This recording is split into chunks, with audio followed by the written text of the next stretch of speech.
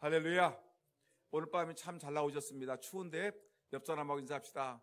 추우신데 빙판길에 잘 오셨습니다. 인사하세요. 추우신데 빙판길에 참 잘 오셨습니다. 여러분 모두가 은혜 받으시기를 예수님의 이름으로 축복합니다. 여러분 이번 주간은 성탄 주간입니다. 그래서 저희 교회도 이 성탄절을 준비하면서 우리가 참 바쁘게 움직이고 있습니다. 여러분 이번 주 토요일은 성탄절 이브 전날이라고 얘기하지 않습니까? 그래서 24일 날은 우리 교회가 온 찬양대원들이 다 동원되어서 저녁 7시부터 이 성탄 칸타타를 합니다. 성탄절에 오신 그 예수 그리스도를 마음껏 노래하고 찬양하는 이런 이 성탄절 행사가 있고요. 성탄 칸타타 끝나자마자 우리 유치부, 유년주일학교, 중고등부 청년들, 남전도회, 여전도회 모든 이 기관들과 주일학교가 다 동원되어서 우리 예수님의 탄생을 축하하는 재롱잔치를 하게 되었습니다. 여러분 지금 교회들마다 이 재롱잔치도 하지 아니하고 행사도 하지 않는데 우리 교회는 그럼에도 불구하고 이 시대에서 우리 교회가 예수님의 탄생을 축하하지 않으면 누가 하겠느냐? 여러분 우리 교회는 그래서 성탄절 칸타타도 하고 재롱잔치도 합니다. 그리고 선물도 나눕니다. 또 이번 주일날은 우리가 성탄 예배를 드리죠. 1부 예배, 2부 예배를 드리면서 우리 장로님들이 하나님께 찬송과 영광을 돌립니다. 여러분 우리가 성탄절에 우리가 잔치를 하고 성탄절에 축하 메시지를 전하고 우리 하나님께 성탄 예물도 드리고 성탄절을 우리가 성대하게 보내는 이유는 두 가지 이유가 있습니다.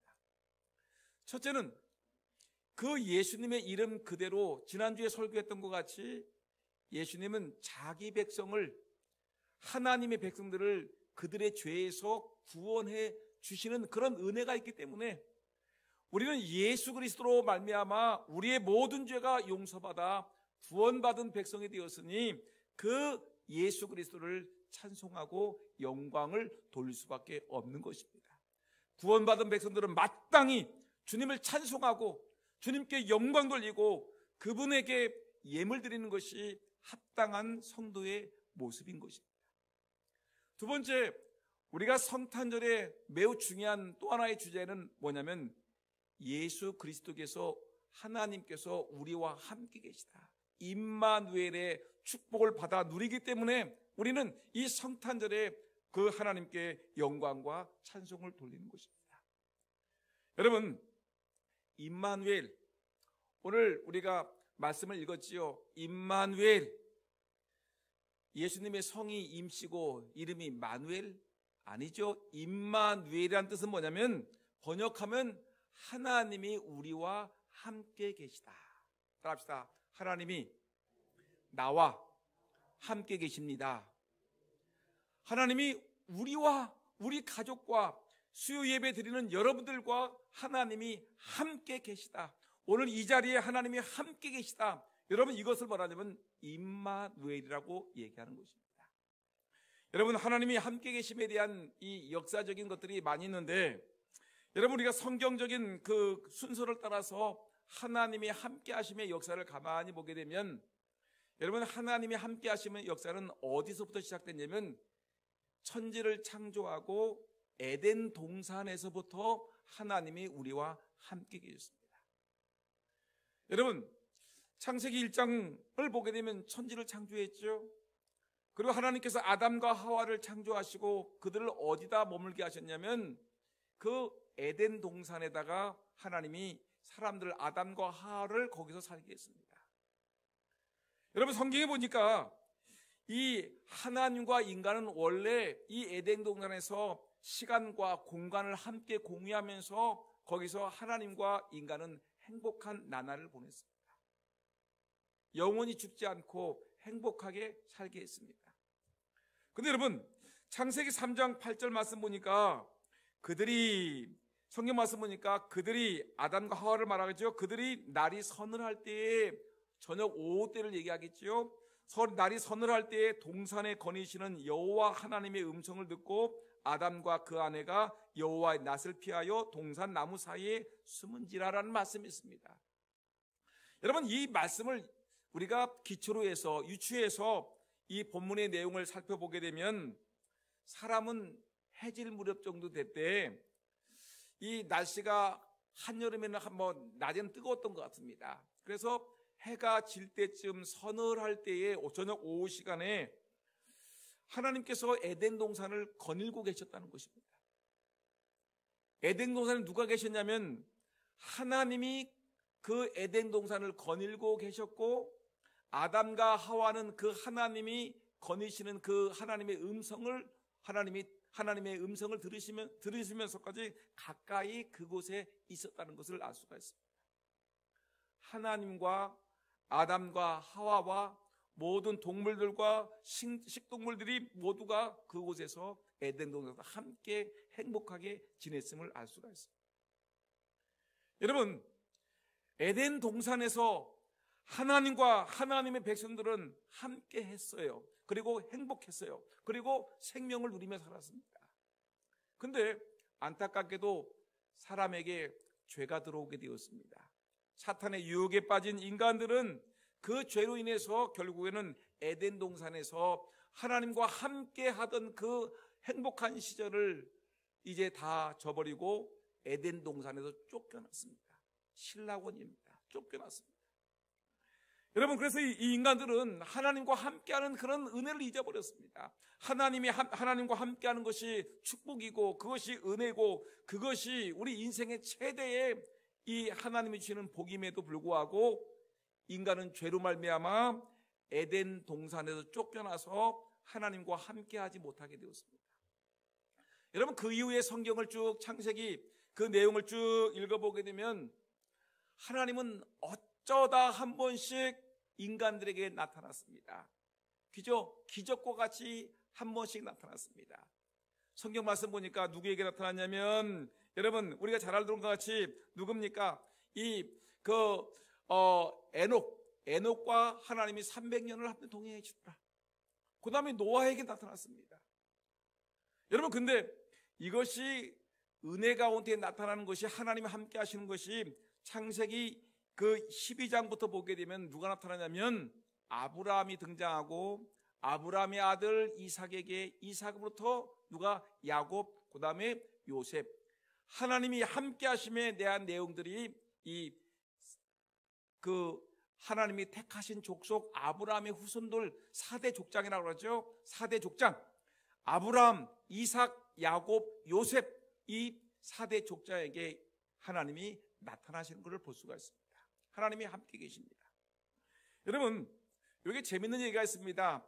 요 내용을 이해하기 위해서 우리가 어떤 재밌는 예화가 있는데, 어떤 얘기냐면 한 청년이 있었습니다. 어느 교회인지는 모르겠는데 한 청년이 있는데, 이 청년은 성경 공부를 아주 열심히 하던 청년이었는데, 이 청년이 성경을 읽다가 좀 의아했습니다.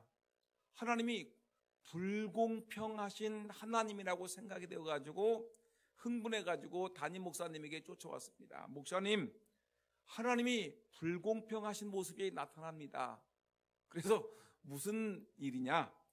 하나님이 불공평하다니 공평하신 하나님이신데 왜 불공평하다고 느꼈을까? 라고 물었더니, 목사님, 제가 창세기를 읽었습니다.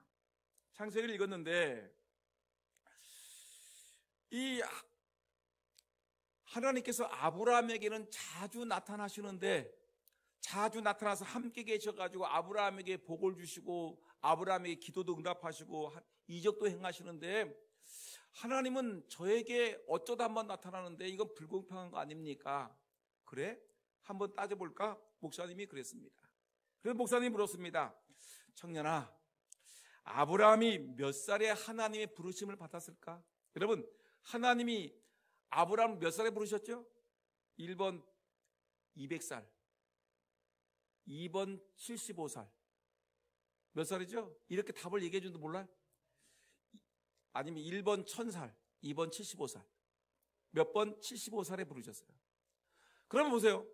75살에 하나님이 아브라함을 부르셨단다. 그러면 아브라함이 몇 살에 죽었을까? 1번 2000년에, 2번 175살에. 저의 답은 항상 2번입니다.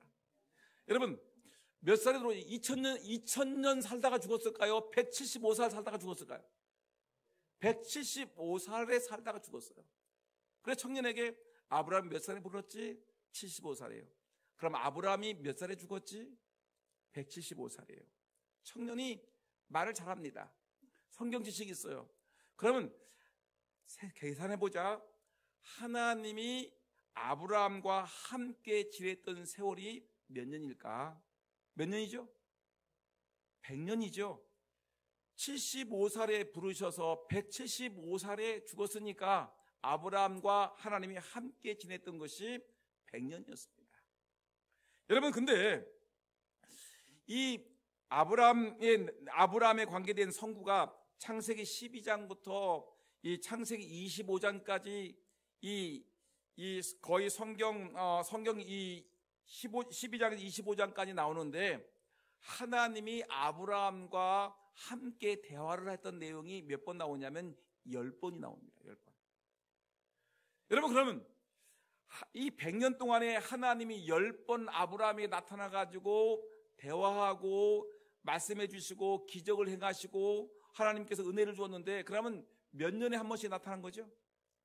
100년에 10번 나타났으니까 하나님이 아브라함에게 나타났던 것을 우리가 수치로 따지고 해야 되면 10년에 한 번씩 나타났어요. 그죠? 10년에 한 번씩 나타났습니다. 계산해 보자면 그렇다는 거예요. 근데 그래서 이 목사님이 아브라함은 믿음의 조상이라고는 아브라함은 10년에 한 번 정도 하나님이 나타나셔서 함께 계셨다.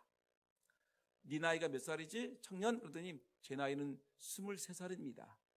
그럼 물어보자. 너에게 지금까지 하나님께서 몇 번이나 나타나셔가지고 너에게 중요한 기도를 응답해 주었느냐라고 물었더니, 제가 생각해 보니까 저를 부르셨던 것들, 제가 공부했던 것들, 제가 했던 것들 따져보니까 한 4번, 5번 정도 되겠네요. 그랬어요. 그러면 아브라함은 10년에 한 번씩 부르셔서 응답하셨다면, 너는 23살에 하나님이 4번 정도, 5번 정도 너에게 찾아와서 하나님의 음성을 들려줬다면 너는 아브라함보다 훨씬 더 많이 하나님께서 나타나 보여주신 것이 아니냐. 너는 아브라함보다 훨씬 더 하나님을 자주 만나고 하나님과 함께하는 은혜가 있지 않느냐. 그런데 이놈아, 근데 하나님이 불공평하신 하나님이라고? 천만의 말씀이야. 하나님은 공평하신 하나님이야 라고 얘기하셨다는 것입니다. 여러분 이 당시 이것은 우리가 그냥 에피소드로 웃는 얘기지만 우리가 기억해야 될 것은 뭐냐면, 믿음의 조상이라고 하는 이 아브라함도 여러분 그 당시에는 여러분 하나님을 만나는 것이 매우 힘들었다는 것을 알 수 있습니다. 아브라함이 하나님을 만났다, 에녹이 하나님을 만났다, 노아가 하나님을 만나고 야곱이 또한 누구예요? 요셉이 하나님을 만났다라고 얘기하는 것은 뭐냐면, 수많은 엄청난 사람들이 있는데 그 중에 하나님이 나를 만나 주셨다는 것은, 이것은 기적 중에 기적인 것입니다. 여러분, 이 당시에는 하나님 에덴 동네 쫓겨난 이후에 우리 인간들에게 하나님이 나타나는 것은 정말 믿음의 조상 에녹이라든가 이 노아라든가 또는 아브라함, 이삭, 야곱, 요셉에게 하나님이 나타나신 것을 우리에게 보여줬던 것입니다. 기적적인 일이었습니다. 그런데 그 이후에, 여러분 이 이후에 언제 하나님이 또 우리에게 나타나셨냐면, 우리 인간들이 이제 그 야곱의 후손들이 이제 요셉과 함께 어디로 갑니까? 애굽에 가게 됐죠. 애굽에서 이제 이스라엘 백성들이 하나님이 약속하신 젖과 꿀이 흐르는 가나안 땅을 가게 되는데, 이때 하나님이 모세에게 말씀하기를, 모세야, 너 이 광야 중에서 회막을 만들어라.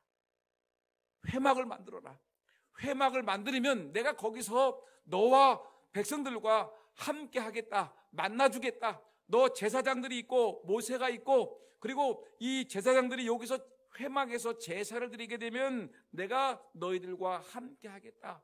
여러분, 회막에서 하나님이 우리와 함께 하시는 은혜가 있었습니다. 여러분, 회막을 가만히 보게 되니까 광야 40년 동안 여러분 회막 생활했죠. 또한 여러분 생각해 보세요. 여호수아가 가나안 땅을 정복해 나갈 동안도 하나님이 회막에 계셨습니다. 하나님이 함께 계셨습니다. 그리고 또한 여러분 사사시대 때 하나님이 함께 회막에 계셨고, 왕정시대에 들어서 여러분 이 사울 임금과 다윗이 왕에 서 있을 때까지 여러분 회막에 거하시는 하나님으로 나타나시는 것을 볼 수가 있습니다. 여러분, 회막에 하나님이 오랫동안 계셨습니다.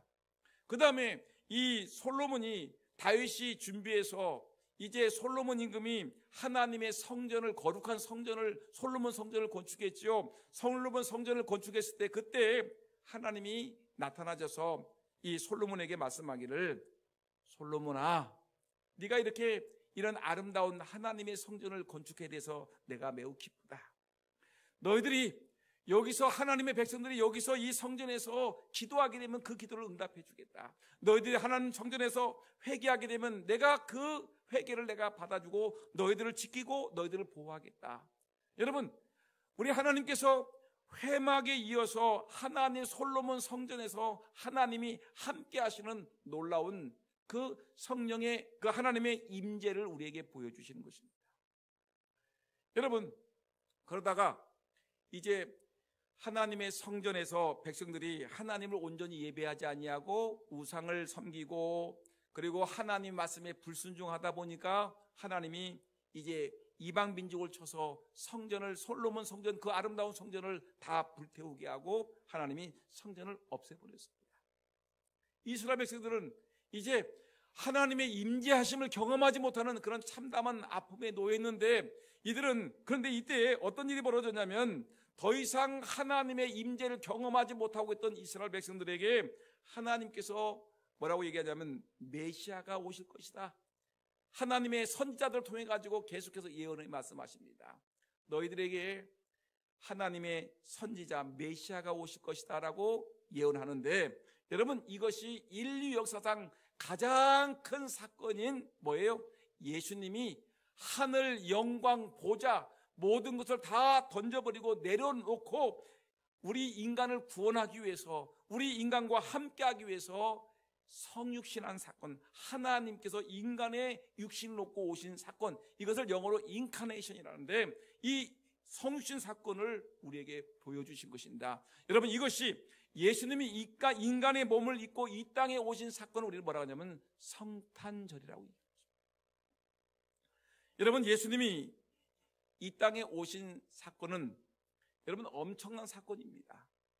엄청난 사건이었어요. 하나님께서 인간의 몸을 입고 이 땅에 오셨기 때문에 이 하나님께서 인간의 역사 속에 들어와서 시간과 공간을 우리 인간들과 함께 공유한다는 것은, 이거는 엄청난 사건이죠. 그래서 이 역사학자들은 뭐라고 그러냐면 이렇게 얘기했습니다. 이 예수님이 세상에 오신 사건을 기점으로 해가지고 예수님이 오기 전에, 예수님 오시 전 BC, 예수님이 온 이후의 세상을, 역사를 갖다가 AD라고 얘기했습니다. 여러분 한번 볼까요? 예수님이 오기 전의 사건을 우리는 기원전이라고 얘기합니다. 기원전, BC라고 얘기하죠. Before Christ. 예수님이 오시기 전, 예수님 이전의 세상을 BC, Before Christ라고 얘기합니다. BC 몇 년도, BC 몇 년도라고 얘기하죠. 예수님의 탄생한 사건을 기점으로 그 전을 BC, Before Christ.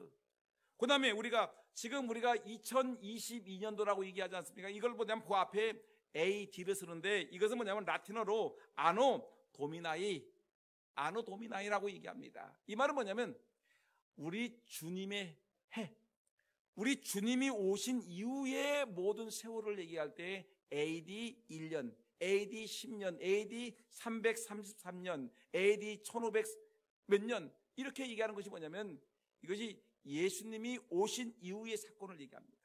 그러니까 모두 역사의 주인은 누구시냐면 바로 누구예요? 예수님이라는 거죠. 여러분, 예수님이 우리와 함께 계십니다.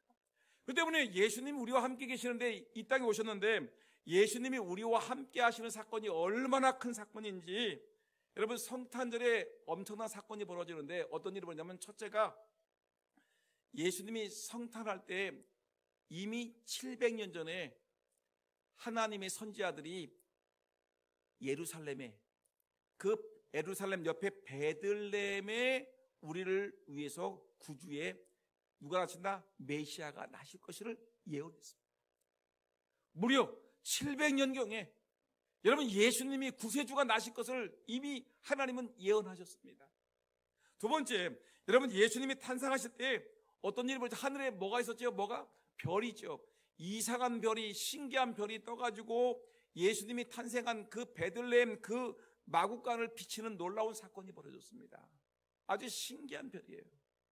세 번째, 어떤 일이 벌어졌냐면, 저 동방에 있는 박사들이 저 별을 연구하다가 별이 움직이는 걸 보고, 그리고 한 곳에 머무는 것을 보고서 저 별은 정말 신기한 별이다 해가지고 동방 박사들이 별을 따라와서 아기 예수님께 경배를 하고 뭐합니까? 황금과 유황과 모략을 선물로 바치고 이들이 떠났다는 것입니다. 놀라운 사건이죠. 어떻게 별이 움직입니까? 별이 한 곳에 머물고 비춥니까? 그리고 별을 연구하던 학자들이 그거를 따라와가지고 거기서 경배를 하고, 여러분, 황금과 유황과 모략을 바치고 떠납니다. 그때 놀랍게도 예수님이 탄생하시는 밤에 하늘에 무수히 많은 천군 천사들이 아기 예수님을 찬양하는 노래가 나옵니다. 여러분, 대단하지 않습니까? 더군다나 목자, 들판에서, 추운 이 들판에서 한밤중에 양을 치고 있던 목자들에게 하나님의 천사가 나타나서 아기 예수 구세주가 탄생했다는 것을 알리고 이들은 쫓아가서 그 아기 예수님께 경배하는 사건이 벌어집니다. 여러분, 이 하나님이 우리와 함께 계시기 위해서, 여러분, 그 하늘의 모든 것을 다 던져버리고 인간의 몸을 입고 이 땅에 오셨다, 우리와 함께하기 위해서 오셨다는 이 엄청난 사건을 여러분, 우리는 기억하셔야 됩니다. 그래서 오늘 본문 23절 말씀 다시 한번 읽어보게 되면, 보라, 처녀가 잉태하여 아들을 낳을 것이요 그 이름은 뭐라? 임마누엘이라 하리라 하셨으니, 이를 번역하면 하나님이 우리와 함께 계시다. 여러분, 예수님이 우리와 함께 계심을 분명히 믿습니다. 우리 예수님이 이 땅에 오신 목적은 하나님은 어떤 하나님입니까? 천지를 창조하신 하나님, 인간의 생사복을 결정하시는 하나님, 우리의 죽고 살고 우리의 병을 치료하기도 하고 낫기도 하고 전쟁을 다스리기도 하시는 그 하나님이 우리와 함께 계시기 위해서 이 땅에 오셨음을 분명히 믿으시기를 주의 이름으로 축원합니다. 여러분, 이 놀라운 사건이 바로 이것이 성탄절 사건이라는 것입니다. 하나의 예를 들겠습니다. 하나님이 함께한다는 건 이 엄청난 사건인데, 제가 예전에 그 신학교에서 그 신학교 교수님들 몇 분이랑 같이 그 예루살렘을 성지 순례를 갔습니다. 그 이스라엘을 2주일 동안 다른 거 하나도 안 보고 2주일 동안 이 목사님 4분이 선교사님을 한 분 모시고 이 차를 렌트해 가지고 이스라엘을 2주 동안 돌면서 연구를 했습니다.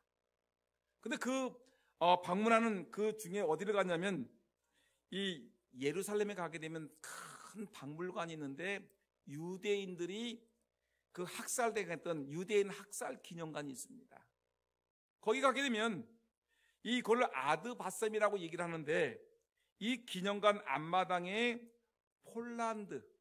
여러분, 폴란드인 선생님이, 초등학교 선생님이 누구냐면 코로작이라는 선생님이 있습니다. 코로작 선생님이 계신데, 코로작 선생님의 그 동상이 있습니다. 조각 동상이 있는데, 이 동상을 보게 되면 이 선생님이 그 무서워서 벌벌 떨고 있는 어린아이 한 10명 정도를 갖다가 끌어안고 이들과 함께 있는 모습이 아주 큰 이 동상으로 만들어져 있습니다. 이 내용은 어떤 내용이냐면, 독일군이 유대인들을 엄청나게 학살했지 않습니까? 했는데 폴란드에서만 몇 명이 죽었냐면 300만 명을 갖다 죽였습니다. 300만 명은 여러분 적은 인원 수가 아니죠. 우리 금산 인구가 다 합하면 금산구 몇 명이죠? 5만이요, 5만. 대전 인구가 150만인데 여러분 대전 인구 엄청나지 않습니까? 150만인데 폴란드에 살고 있는 유대인들을 죽인 데 300만 명이 있었는데 300만 명을 갖다가 독일 사람들이 폴란드에서만 300만 명을 죽인 거예요. 학살한 겁니다. 근데 이 폴란드 초등학교에서 지금 폴란드 선생님, 이 코르작이라는 선생님이 아이들을 가르치고 있는데 갑자기 독일군들이 총칼을 들고 교실을 들이닥친 것입니다. 그리고 선생님한테 유대인 아이들을 다 내보내라 명령을 한 겁니다. 그 당시에는 유대인들을 잡아 죽이는 일이 많았기 때문에 유대인들만 잡아놓은 유대인들로 걸리게 되면은 뭐냐면 죽는 거니까. 그래서 아이들이 막 그 독일군이 들어오니까 벌벌 떨고 있습니다. 그 아이들을 이 유대인이라는 명목으로 다 끌고 갑니다. 그런데 선생님이 아이들을 선생님이 이제 독일군을 말립니다. 아니 왜 군인이 왜 아이들을 데려갑니까? 안 됩니다. 아이들은 선생님을 붙잡고 막 엉엉 울고 있습니다. 그랬더니 독일군이 얘기합니다. 선생님은 유대인이 아니니 폴란드 사람이니까 유대 아이들만 내놓고 선생님은 빠지시죠. 죽습니다. 근데 아이들이 선생님을 붙들고 막 울고 울으니까 이 선생님이 아이들을 보살핍니다. 얘들아, 선생님이 너희들과 함께 하겠다. 그래서 함께 끌려가는데 폴란드 선생님은 아무런 죄가 없는데 유대인이 아님에도 불구하고 함께 아이들이 벌벌 떨고 울고 있으니까 그 두려움을 보호하기 위해서 선생님이 그 아이들을 죽이기 위해서 해놓은 그 차에 트럭에 올라타 함께 탑니다. 함께 수용소에 갇혀 있습니다. 그리고 아이를 죽이기 위해서 가스실로 들어가는데 아이들이 얼마나 무서워하겠습니까? 아이들을 끌어안고 선생님이 유대인도 아님에도 얼마든지 살아날 수 있음에도 불구하고 어린 아이들과 함께 가스실에 들어가서 아이들과 함께 죽었던 폴란드 선생님 코르작이라는, 여러분 화면에 보니까 나오죠? 어린아이들이 벌벌 떨고 있는데 보니까 큰 손이 이렇게 안고 있지 않습니까? 바로 이것이 유대인 그 독일의 학살의 그 피해 현장 기념관에 저렇게 이 큰 그 조각상이 이렇게 설치되어 있는 것을 볼 수가 있습니다. 여러분, 이 선생님은 아이들과 함께 하기 위해서 죽었습니다. 여러분, 이 코르작이라는 선생님이 어린 아이들과 함께 같이 수용소에 끌려가고 함께 독가스실에 들어가서 함께 죽었다는 것 때문에 여러분 지금까지도 폴란드와 이스라엘에서는 이 사람을, 이 코르작이라는 사람들을 영원히 기념하고 있는 것입니다. 여러분, 근데 우리 예수님은 어떤 분이십니까? 예수님은 하나님이십니다. 근데 하나님이신데 그 하나님이 어떻게 하자면 여러분 이게 무고한 백성이 아닙니다. 죄가 없는 백성, 자기 학생들이 아니라 여러분 예수님은 어떤 분이냐면 하나님이심에도 불구하고 그분이 죄인들, 엄청나게 죄인들, 멸망할 수밖에, 지옥에 갈 수밖에 없는 이 죄인들을 구원하기 위해서 예수님이 십자가에 못 박혀 죽으셨다는 것입니다. 이 죄인들과 함께 하기 위해서 예수님이 죽었다는 사건, 이건 엄청난 사건인 것입니다. 여러분 기억하셔야 됩니다. 예수님이 뭐라고 했습니까? 예수님이 승천하시면서 우리에게 뭐라고 얘기하셨냐면 내가 세상 끝날까지 너희와 항상 함께 있으리라 예수님이 선포하셨습니다. 여러분, 우리 예수님께서도 오늘 이 시간에 우리와 함께 계심을 우리는 분명히 믿습니다. 그래서 예수님은 34년 동안 이 땅에서 성육신하신 가운데 인간들과 함께 계셨습니다. 시간과 공간을 함께하고 이들을 가르치고 치료하고 봉사하고 섬기면서 예수님 우리와 함께 계시다가 예수님 십자가에 못 박혀 죽으신 후에 부활하시고 예수님 40일 동안 이 땅에 계시다가 이제 하늘로 승천하시면서 우리에게 뭘 주신다고 했죠? 예수의 영, 하나님의 영, 성령을 주신다고 했습니다. 그래서 이 예수님의 제자들이 예수님이 떠나신 후에 성령을 받기 위해서 마가의 다락방에서 이들이 막 간절하게 기도했습니다. 오순절 성령의 강림을 소망하면서 이들이 하나님의 교회에서 기도하는데 성령의 역사가 임하실 것입니다. 여러분, 성령이 임하심으로 하나님의 영, 예수의 영이 어디에 계십니까? 우리 안에 임하신 것입니다. 오늘 이 자리에 계신 여러분들 마음속에 예수 그리스도, 그 예수의 영이 우리와 함께 계심을 우리는 분명히 믿습니다. 하나님의 성령이 우리와 함께 계심을 우리는 분명히 믿습니다. 여러분, 구약시대에 에덴 동산에서 함께 하시고 또한 아브라함에게 함께 하셨고 회막에 함께 하셨던 그 하나님, 성전에 함께 하셨던 하나님이 2000년 전에 예루살렘 베들레헴에서 예수님의 성육신으로 이 땅에 오셨고, 그리고 예수님이 33년 동안 이 땅에 사셨다가 여러분 부활 승천하시면서 예수님이 약속하신 성령을 하나님이 우리에게 주셨습니다. 성령 하나님, 이것을 우리는 예수의 영이라고 얘기하는 것입니다. 예수의 영이 우리 안에, 예수 믿는 사람들의 마음속에 예수의 영이 꽉 들어와 있는 것입니다. 여러분, 그래서 우리는 예수의 영이 우리에게 임하심으로 말미암아 우리는 예수님의 말씀이 들려지는 것입니다. 오늘 설교 말씀이 들려지십니까? 그러면 여러분들은 예수의 영이 여러분들과 함께 계시는 것입니다. 찬송할 때 은혜가 되십니까? 여러분, 예수의 영이, 여러분들 오늘 이 추운데 그냥 집에서 텔레비전이나 볼래? 따뜻한 아로목에서 등이나 지지고 있을래? 라고 얘기할 수 있음에도 불구하고 여러분들은 그럼에도 불구하고 이렇게 하나님의 전으로 달려나올 수 있게 된 그 근본적인 이유는 내 안에 누가 계셔요? 하나님의 영, 성령이 함께 계심으로 나에게 속삭였습니다. 아무개 집사야, 아무개 권사야, 아무개 장로야, 너 교회 가야지, 나랑 같이 교제해야지, 찬송해야지, 기도해야지, 말씀드려야지, 하나님의 교회에 충성해야지. 누구예요? 예수의 영, 하나님의 성령이 내 안에 임재하고 계시다는 놀라운 사실인 것입니다. 여러분, 하나님이 함께 계시면 여러분 우리에게 놀라운 은혜가 있는 것입니다. 그런데 여러분, 제가 지난 10월 달에 우리 금산군 기독교 연합회에서 어디를 가냐면 제주도를 갔습니다. 제가 회장이고 이제 거기서 이제 우리가 금산군 기독교 연합회 목사님들이 함께 하는 시간을 갖자 해가지고 제주도로 갔는데 그 일정 중에 어디를 가게 되냐면 자동차 박물관이라는 곳이 있어요. 여러분 가보신 분은 아실 겁니다. 자동차 박물관을 갔는데 그곳에 가봤더니 세계 각지에서 네노라고 하는 멋진 자동차들이 다 모여있습니다. 얼마나 멋지고 얼마나 아름답고 세상에 이런 멋있는 자동차가 있었을까라는 생각을 했습니다.